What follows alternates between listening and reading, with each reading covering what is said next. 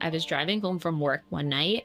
I was listening to a podcast that just so happened to be talking about frozen waffles of all things. I was pregnant with my first daughter.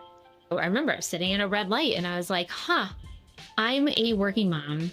I love to make everything from scratch. As much as I would aspire to do that for my daughter, I know I'm not going to have the time or the energy to do so. To my dismay, realized that all the frozen waffles at the time weren't particularly nutritiously dense. So instead of settling, I bought a mini waffle iron and I started making my own waffles from scratch on the weekends. And after about a year of watching my daughter devour these waffles, realizing how good it made me feel, because I knew I was giving her something that was actually nutritious, and how much easier it made my life because they were always on hand, I decided I probably wasn't the only one out there who wanted something like it. Hi, everyone, and welcome back to the Perfect Bite podcast. I'm your host, Sarah Perkins. Who doesn't love a waffle? Warm, fluffy, like a big blankety hug on your plate. Sure, you can find toaster waffles in every freezer aisle, but once you read the ingredients list, you may want to let go of the box. Evergreen waffles are here to the rescue. Full of nutritious ingredients and creative flavors, these frozen waffles are hitting your favorite stores across the nation, bringing you a quick, healthy, and delicious breakfast for the fam. Please welcome founder of Evergreen Waffles, Emily Groden. Emily, hi. Hi, thank you for having me. Thank you so much for being on. I feel like you're someone who's been in my ear, like hearing your name and hearing about Evergreen Waffles for years now. So I'm just so excited to chat and hear your story. Thrilled to be here. And you've even got all your babies behind you, if everyone's just listening in. The whole fam. Yep. Always representing.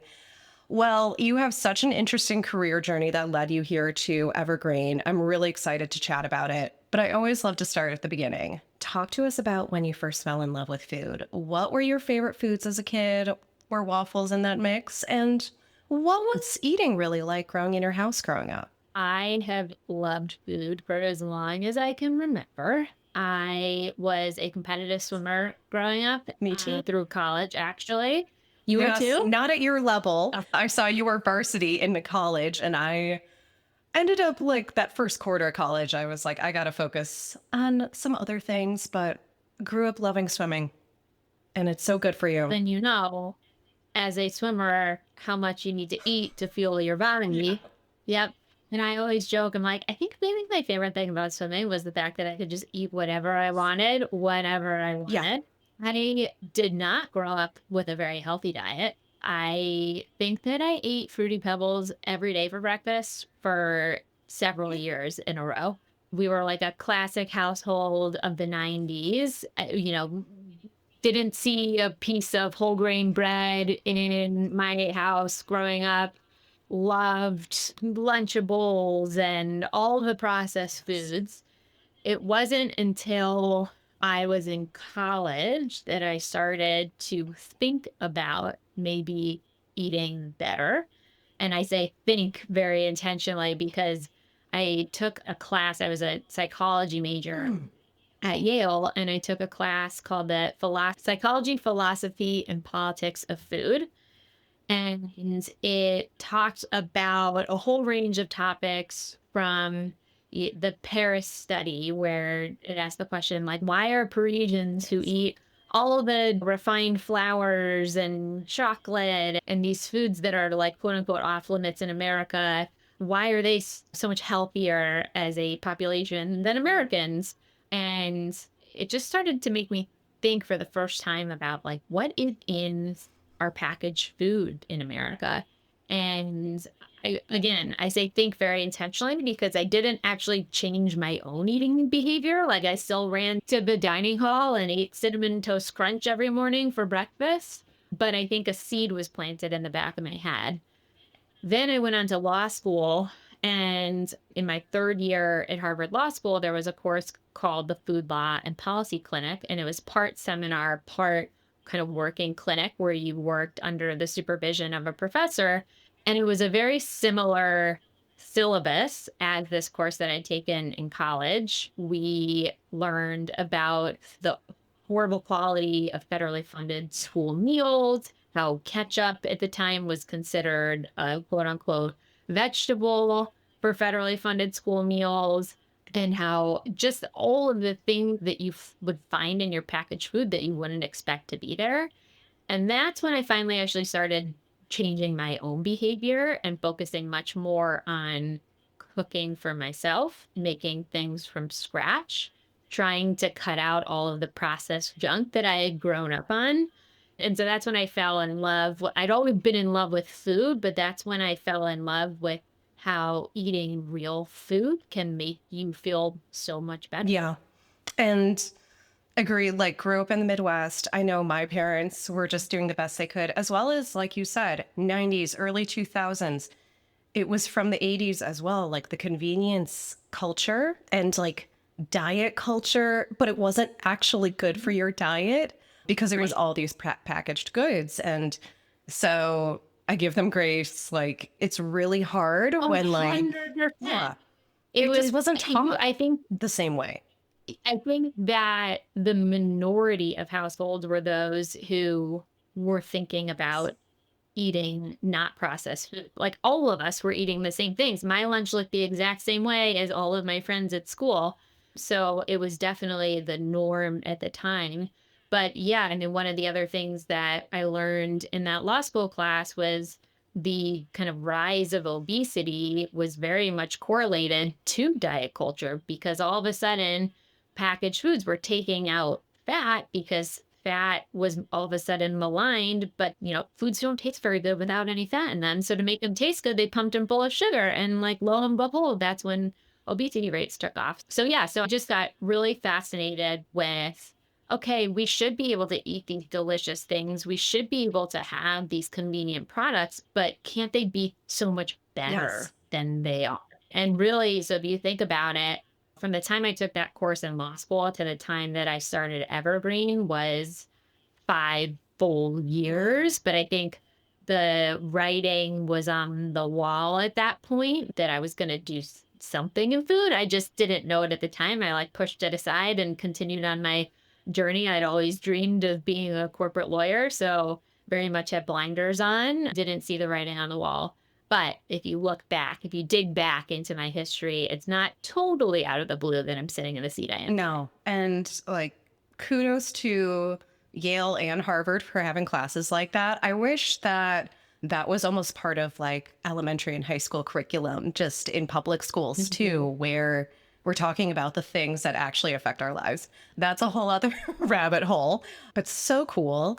And it's like you were like, oh, yes, I'm going to be a corporate lawyer. I'll be in house, I'll be general counsel.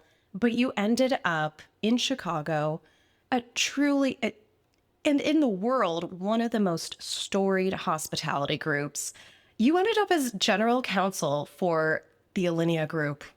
Holy cow. And then you were working with Talk at the same time. So, the food tech side of things, the hospitality side tech of things, from the best of the best that you can get. And you were probably seeing the ingredients they were using fresh, pure, but done in a very cool way. Yeah. So when I graduated from law school, I moved back to Chicago, where I'm from. I started working in a big law firm in corporate law, as I had always planned, kind of like check, check, check. And within about a month of starting, I had this horrible realization that I did not love corporate law. It took me very, very little time to realize, like, oh, this is not making me jump out of bed in the morning, really excited to get into the office. It did not make me tick. And I kept going back to, when I wasn't in the office, what did I want to do? I wanted to be in the kitchen. I wanted to be cooking. I wanted to be baking. When I watched TV, I watched food TV Yes. shows. I was obsessed with food again. And when you look back at my life and my love of food for as long as I can remember, none of this is surprising to anybody, but for some reason it was surprising to me. I was watching the show Chef's Table on Netflix one night, Yes. and I saw the episode about Alinea and Chef Achatz. And I'll never forget, I was sitting on my couch and I was so overwhelmed with inspiration in the moment. And I was watching Chef Achatz and the other folks at Alinea talking about their craft, and their passion for what they did was so apparent. And it was so apparent to me that I did not have that passion for what I was doing that in the moment I opened my laptop and I Googled Nick Kokonis, who co founded Alinea with Chef Achatz. I found his email address and I sent him a cold email. And basically, I gave no thought to it. I just banged it out. Hi, I'm Emily. I'm a lawyer who loves food. Attaching my resume. Are you looking for a nest counsel? Closed my computer, went on with my life. I assumed I'd never hear from him. 18 minutes later, my phone buzzed and it was Nick. And he basically said, like, wasn't looking for in-house counsel, but you're kind of intriguing to me. So why don't you come in and chat? And 2 weeks later, I was hired to be the general counsel of Alinea. Holy cow. And then, as you said, I ended up splitting my time kind of 50-50 between Alinea and Talk, which is the reservation software that Nick and team founded to address kind of the gaps in reservation software that they were experiencing with the restaurant group. And it was amazing. I mean, for a lawyer who loved food, I thought like, oh, I have made it. I will stay here forever. It can't possibly get better than this. This is such a perfect way to blend my love of food, my love of cooking from scratch, as you said, with my training. And so I was there for 3.5 years. But while I was there, I was driving home from work one night. Total serendipity. I was listening to a podcast that just so happened to be talking about frozen waffles of all things. And I had never thought about frozen waffles before. You asked earlier if I was a frozen waffle consumer as a kid. We were not a big frozen waffle house. Like, as I said, we were a big cereal Got it. house. So I'd never thought about frozen waffles before. I don't think I ever would have thought about frozen waffles again. That I think the podcast would have gone in one year and out one year, out the other, except I was pregnant with my first daughter.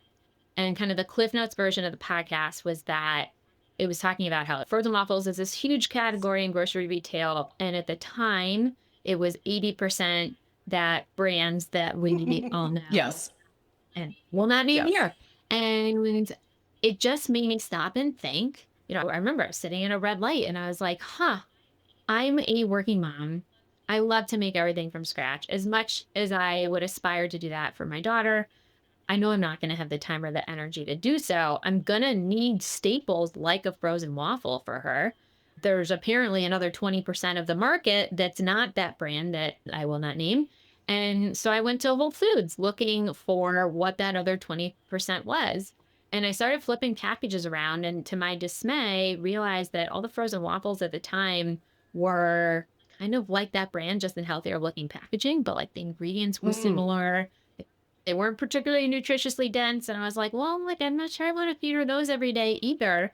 So instead of settling, I bought a mini waffle iron and I started making my own waffles from scratch on the weekends. And so I'd make a bunch of waffles on Sundays and I'd stick them in a Ziploc bag and I'd put them in the freezer.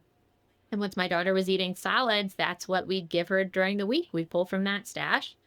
And after about a year of watching my daughter devour these waffles, realizing how good it made me feel because I knew I was giving her something that was actually nutritious and how much easier it made my life because they were always on hand. They could be ready in 30 seconds. I decided I probably wasn't the only one out there who wanted something like it. And so took a leap of faith and set off on this wild journey to figure out how to get a product in a grocery store shelf. Here we are. 5 years later, we're in about 8,500 grocery store shelves. So we figured out quite a few things along the way, but also just feel like we're just... Holy cow. I have so many follow-ups to everything you just said here. One, Chef's Table itself is just so inspiring. Like for me, Chef Evan Funke's episode last year when he did the noodles, I had that same moment where I was kind of feeling stuck, and it inspired this podcast where I went, I want to love something as much as this man loves pasta. It's an amazing series. And when I'm talking to entrepreneurs, I always say, never stop being a student, right? And never stop surrounding yourself with inspiration. And I tried to do that still to this day when I feel like the need, like a little fuel on my fire. I try to watch somebody's story that's super inspiring. And it's amazing what that can do for you when you're feeling stuck in it. And I'm really excited for people to watch this and listen to your episode and get that same spark. Like, this is the whole point of the perfect bite. Again, you're working with Chef Grant. You're working with Nick Kokonis. That story alone is wild to me. He is notorious for being like incredibly serious about what he does. If he doesn't like what you're doing, he will let you know. And so the fact that you caught his eye and were like, get in here right now, as you were making those first iterations of the waffles and developing the recipe, were you having anyone at Alinea Group kind of like weigh in, or were you very much in stealth mode? This is how I'm going to do my. Very much in stealth mode. No, I was, if I'm being totally honest, I was a little embarrassed to be like the lawyer for the Alinea Group around these incredible culinary minds, making my own waffles. Down the road, of course, I've had several of the chefs try them and let me know how much they love them, which is Oh, so cool. But no, at the time I did not. What I will say is I believe I could not have successfully built this company if I hadn't had to stop at the Alinea right. Group because of the entrepreneurial mindset and training that I got from being there. You alluded to kind of Nick and Chef are notorious for constantly questioning the status quo, constantly wanting to do things differently, better. And that pervaded all areas of the business, not just the restaurants, but also like down to my legal Wow. work. And so they really reprogrammed my mind from being your classic corporate lawyer to being more entrepreneurial. And even sometimes I think, if I'd heard the same podcast before working for Chef and Nick, would I have paused and thought, wait, shouldn't there be a better way to do this? Like, I don't know that I even would have asked that question if I hadn't been just surrounded by people who are constantly questioning the status quo for years.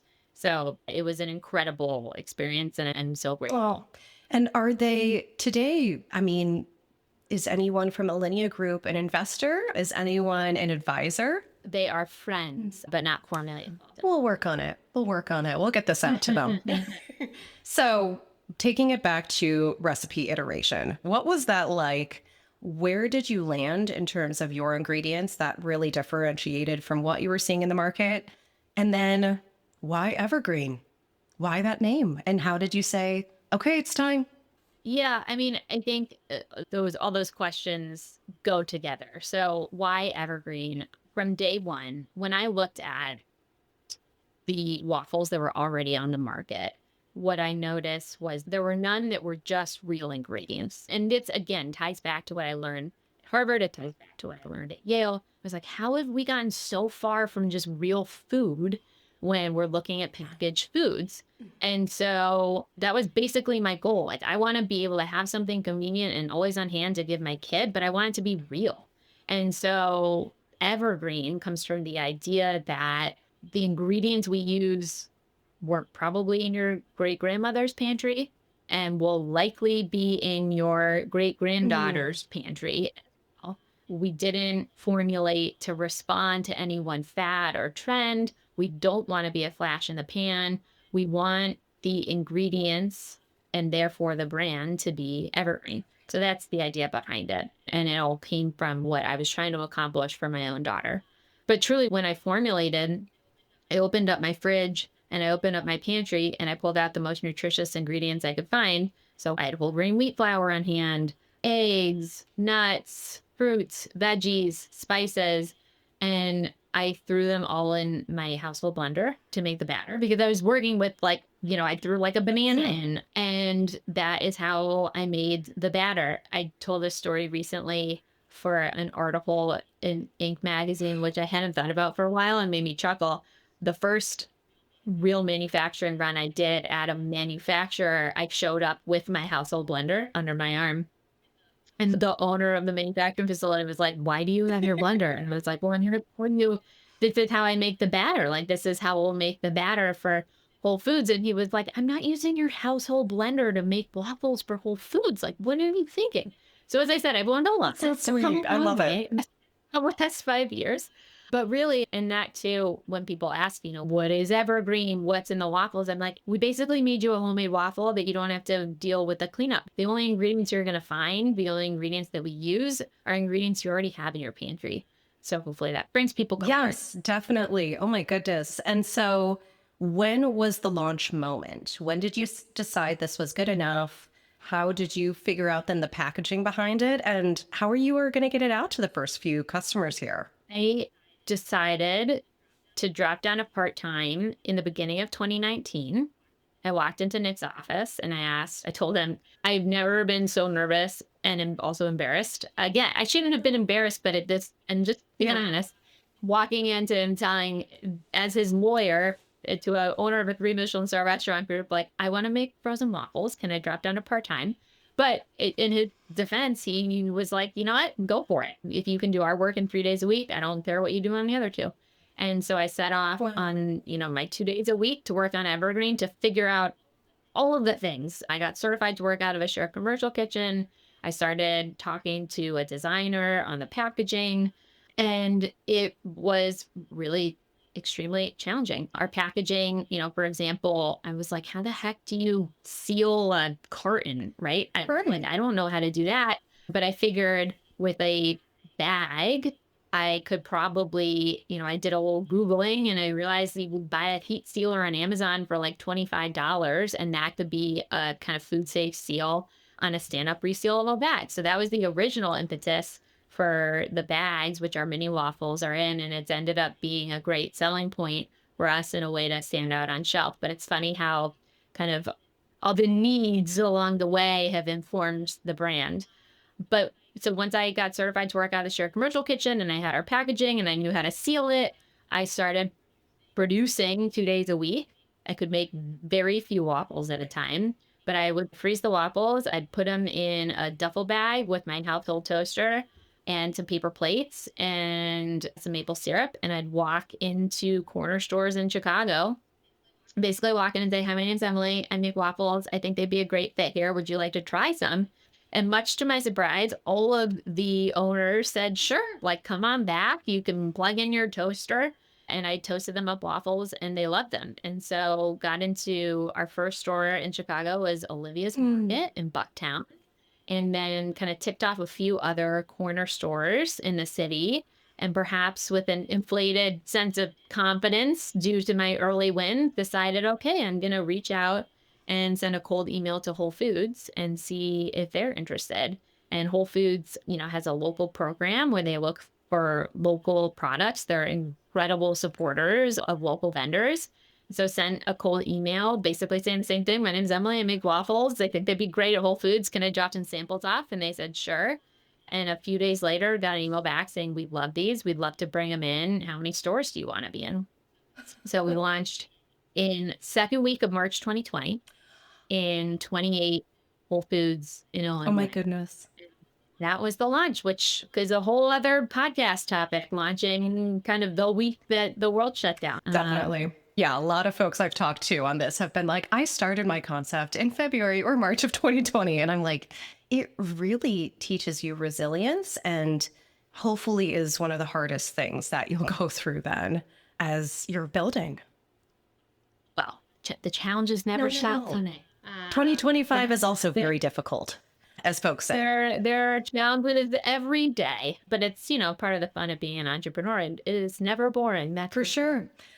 This is incredible. You are an amazing example of shooting your shot and just seeing what happens. And if you have the right intention, the right market that you're also hitting, it's going to go over well. And it's going to be all about the timing here as well. Even looking at the packaging behind you right now. Funnily enough, it reminds me of the rainbow of Fruity Pebbles, but you've made your own version that's finally healthy and you've brought it full circle. Tell us a little bit more about the flavors that you started with and that you've got here today. How have things really changed and expanded?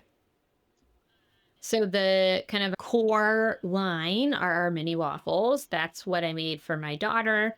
Same flavors that I made for my daughter. They are these mini, so they're 3x2, a little bit bigger than a credit card. They have a soft baked texture, so easy for our littlest consumers to eat.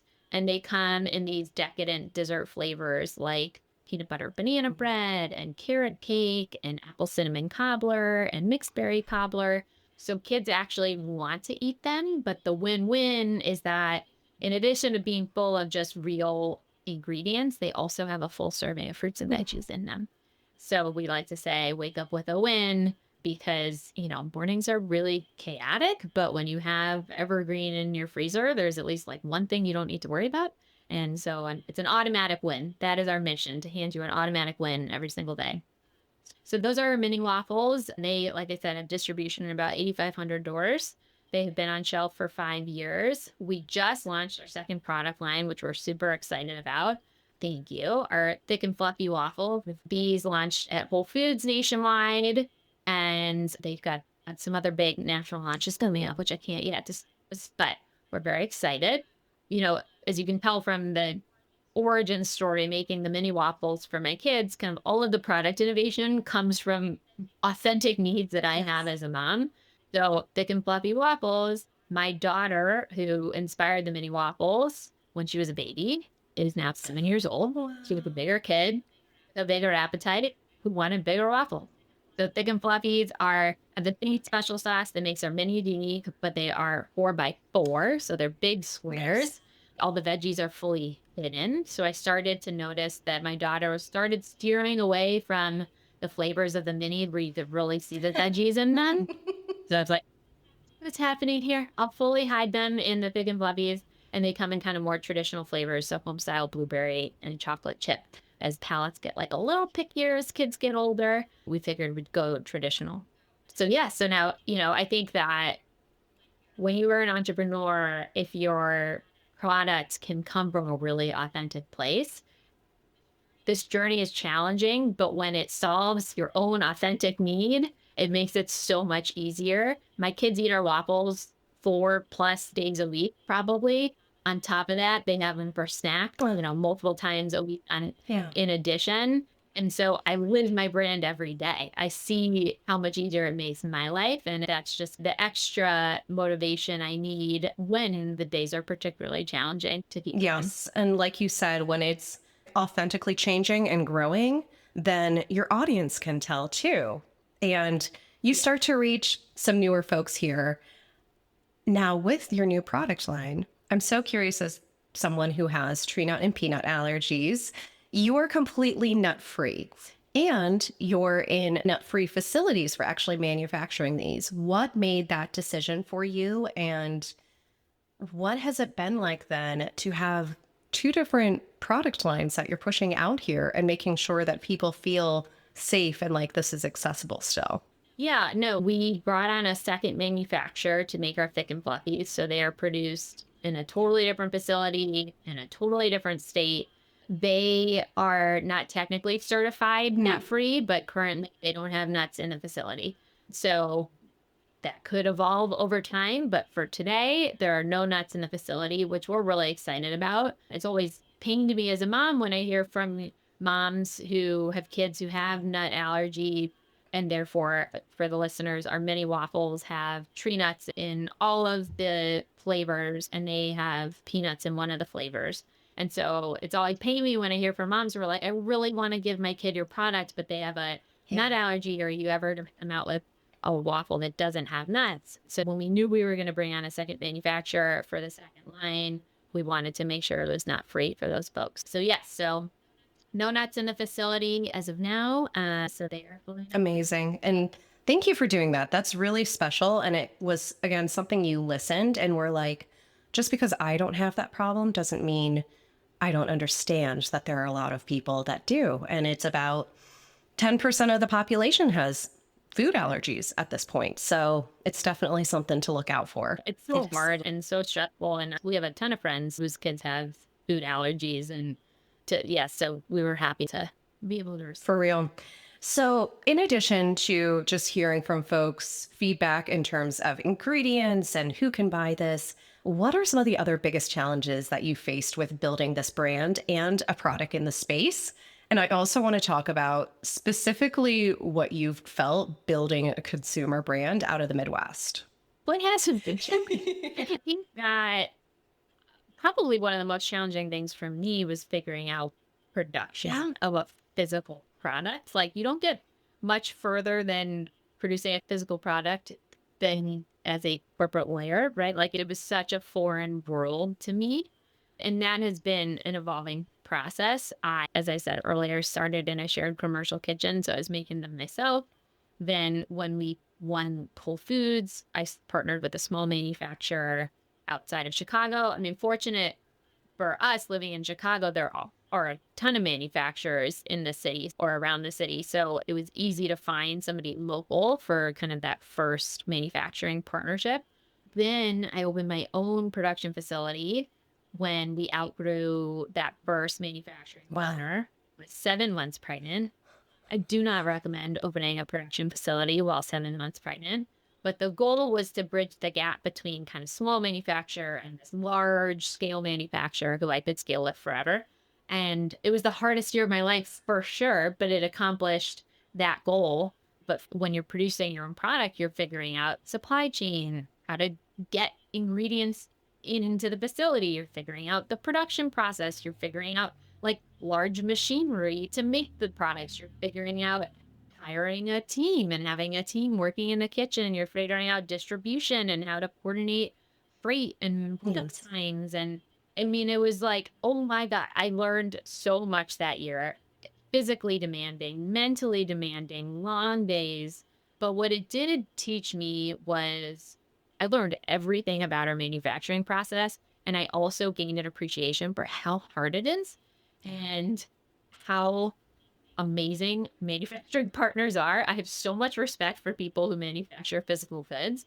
And I think it has made my relationships now, once we graduated, we outgrew that facility and I was successfully able to bridge the gap from small manufacturer to large manufacturer. So we transitioned over again to a manufacturing partner. So all of our manufacturing is outsourced. But because I know how hard it was and appreciate what they do, it's made my relationships with our manufacturing partners that much stronger. And because I respect their craft, I Oh have my so gosh, much yeah. respect for what they. But that's been hard. It is really hard as an emerging brand as you are scaling and until you have a ton of distribution to get your foot in the door of these large manufacturers. Fortunately, we're over that hump now, but that has certainly been one of the biggest challenges. Definitely. And what have you noticed in terms of working with wholesalers like Whole Foods and your other nationwide brands that you're with versus D2C and selling from your own site? Yeah, we do very, very little D2C as a frozen product. So almost all of our business is with our wholesale partners who I love. We are fortunate to have really strong relationships with our retailer partners. I really believe our buyers at those retailers understand the vision. They see that we're filling a need that previously wasn't filled by any brand. And so they really lead into us as a brand and supported us and supported our new product launches. So I love being a retail forward brand. Again, I don't really have a choice. It's difficult to ship a frozen product in any sort of margin efficient way, but I do really love being in stores. The other thing that's really one of my favorite things about building a brand like this is now that we have the distribution we do, where I mean, we're sold in every state in the US. Most people that I know from various chapters of my life can find our products in their local store. And so I get pictures and texts all the time from friends of their kids. And these are like friends from growing up, friends from high school, friends from college, friends from all different chapters of my life. I had a friend who lives outside of Seattle send me a text of her baby holding a bag of Evergreen. And she was like, it's like you're here giving her a hug every morning. And I almost cried. I was That is so it's just so sweet. cool. And I feel so privileged to be a little part of people's morning routine and be a little part of their family experience. So I take none of it for granted. I feel so I'm going to blessed. tear up. I mean, that is the dream for anyone who starts something is that you're just hoping to change people's lives for the better in some way. Yeah. And especially in the case of food, like you want people to feel your love. And I love that someone can feel it 2,500 miles away in your case. And Yeah. the beauty of working with these distributors is you are reaching new people all the time, too. Not only do you have your cheerleaders from the past and present, but you're going to always constantly then get new fans who are people you don't know completely. Talk to me a little bit more about your marketing and how you focus on content. I love that your social media is always full of like lots of kid moments, But even as a 35-year-old woman, I'm going to say, like, again, who doesn't want waffles sometimes and feel really good about it? 100%. No, our messaging does focus, and it was an intentional decision to focus our messaging on families with little kids. Because I think if you try to talk to everybody, particularly at an early stage, you end up talking to nobody. And there really isn't another waffle on the market who is talking to that demographic. So you'll see a lot of our content on social is kid focused, but we also like we're tagged in stories of bodybuilders and Nice. athletes because it's a great fuel source. We get tagged all the time, like busy young professionals, right, who don't have kids, who are like, this is the best breakfast to eat as I'm running out the door to get into the office. So it is really fun seeing just like the whole gamut of who uses the product. But no, social, it's one of my marketing team is always like, get on our Instagram. But I like to go look. It's again incredibly rewarding to see how we're impacting people's lives. And we'll get messages or we'll be tagged in stories all the time that's like, these waffles are the sole source of vegetables that my kids eat.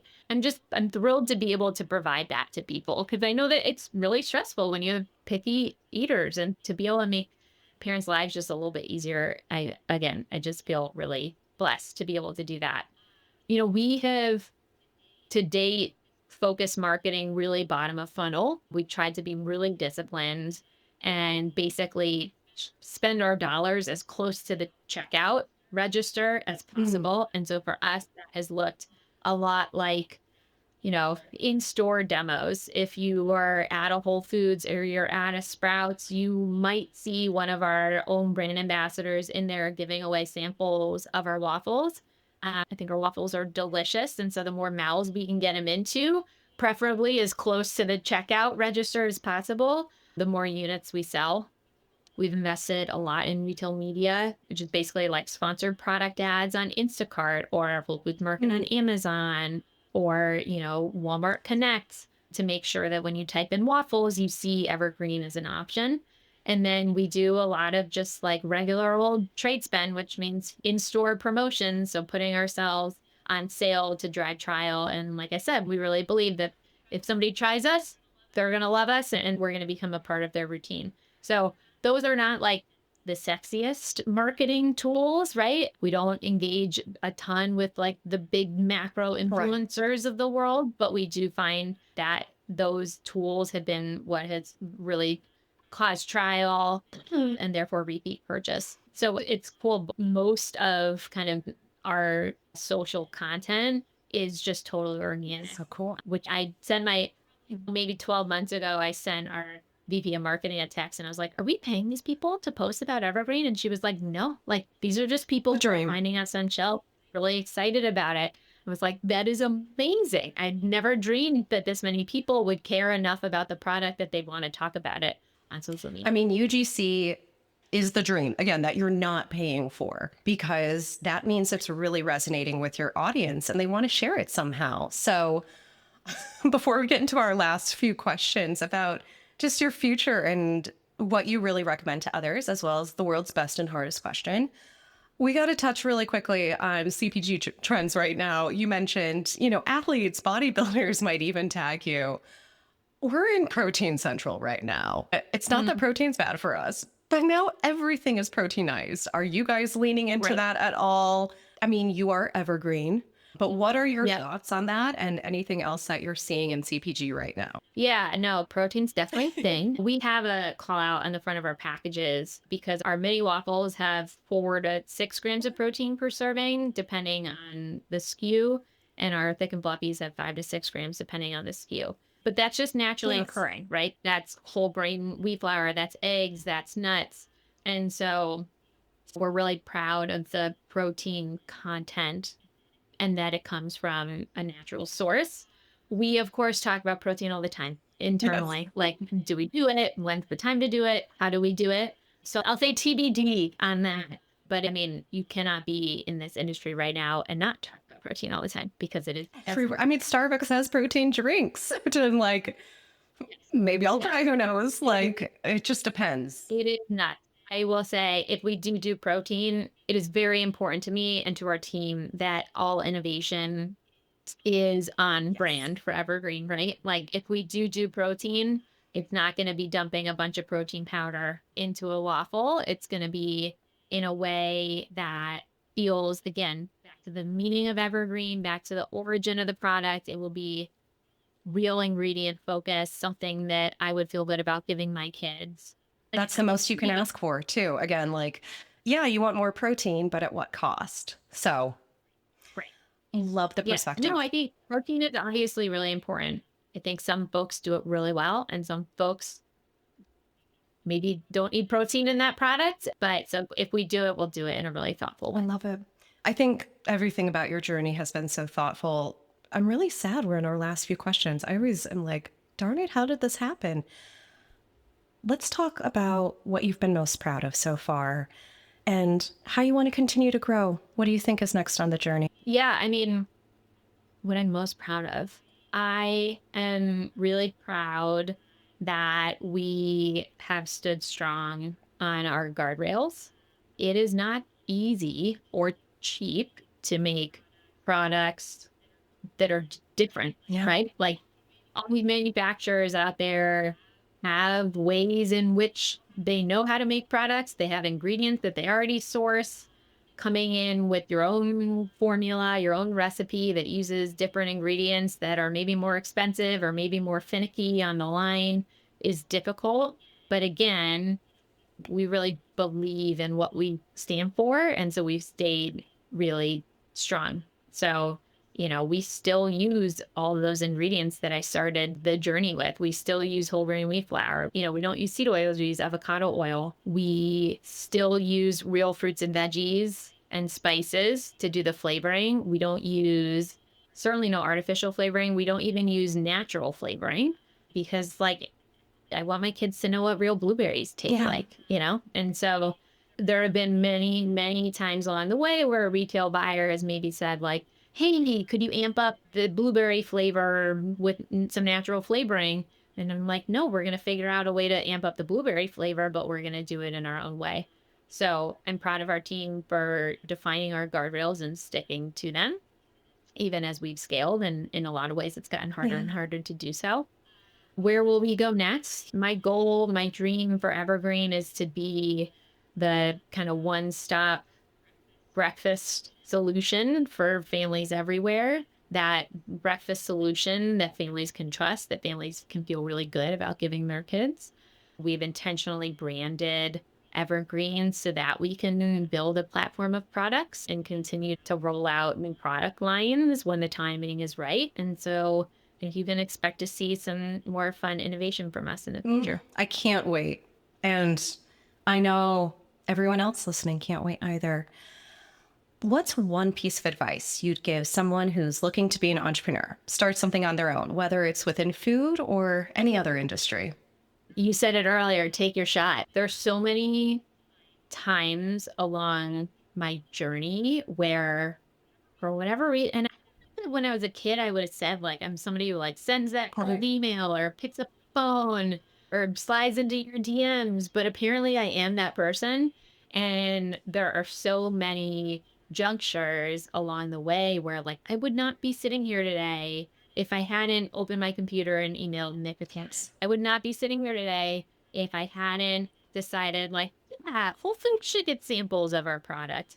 And I think it's a lot easier to not send the Yes. email, right? It's scary. And as I said, as I admitted, like, embarrassing at times. But I think if you sit back and ask yourself, what's the worst that can happen? Oftentimes it's like, okay, you might get a no. But with that no, maybe you'll get some helpful feedback on your packaging or the texture or the flavor, right? That can inform and improve the product so that when you go back for round two, maybe it's a yes.